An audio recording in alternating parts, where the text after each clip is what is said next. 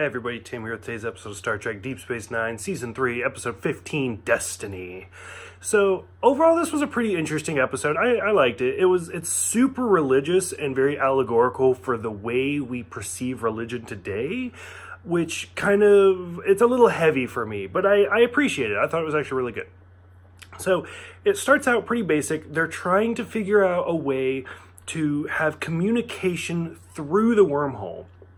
So that way, if we're on Deep Space Nine and there's a ship, like the Defiant, for example, is in the Gamma Quadrant, how can we send communication through the wormhole so we can talk to them and they can give us warnings about stuff?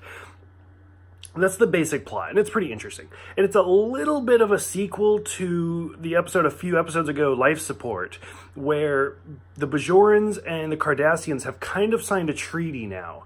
And so it turns out that these 3 Cardassians are coming on board, well, 2, are coming on board to help design this equipment so we can talk through the wormhole. Well, before they get here, a Vedic shows up and says, hey, you can't do this. There's a prophet that's all about the emissary allowing 3 Vipers on board and fire in the sky and a sword. And also, I should have written down the prophecy, but I didn't. And instantly, Sisko's like, no, that's not going to happen. Like, we need this. And over the course of time, or over the course of the episode, things slowly start happening. Like I said, so for example, the prophecy said 3 Vipers were going to show up in the nest in the sky, and only 2 show up. So everybody's like, oh, see, he's wrong. But then a 3rd Cardassian shows up, and now Kira's freaking out. She's like, okay, he's right. I've always believed you're the emissary, and you've got to put a stop to this. And they bring up some good points, like these beings that are inside the wormhole, whether they're gods or whatever they are, they're non-linear beings, kind of like Q. And so what would stop them from talking to a person 3,000 years ago and telling them about the future? Because they perceive the future, the present, and the past all at the same time. So what would prevent them from explaining the future to him now and him writing it down, and now he's a prophet? Which is great. I find that fascinating. Like, I could talk about that for hours. And then Sisko basically retorts with, how do you interpret something that has been translated over and over and over again into like all of these different languages and all of these colloquialisms and still believe what the original text was to what it says now, which is huge as well. I mean, that's one of the big arguments against the Bible, if we're going to be honest here, because it's been translated over and over and over again, and things are changed and things are augmented and things are made to say what we want them to say and not necessarily their intended purpose.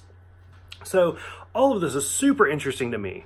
And throughout the episode, we start seeing more of these signs happening. Like there's a giant meteor coming towards the wormhole, and if it hits it, it's going to blow it up. And so the prophecy looks true again, that the emissary is going to be responsible for blowing up the wormhole and setting it on fire.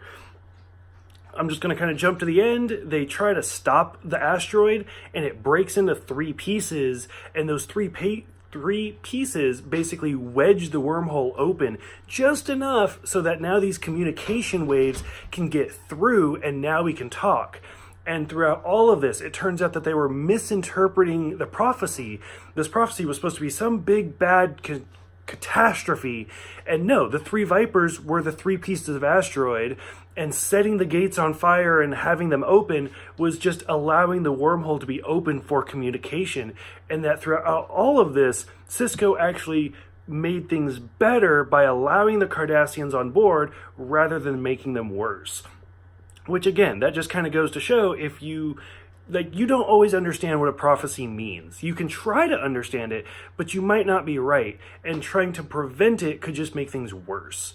So overall, I thought it was a really good episode. I thought it was really decent, and it brings up a lot of different questions that we may never have answers to, but it's always fun to talk about. So for those who have seen this one, what did you guys think about some of the religion metaphors going on? What did you guys think about all of the prophecy? Go ahead, let me know in the comments below. Thank you guys for all the subscriptions and everything. You guys are all great.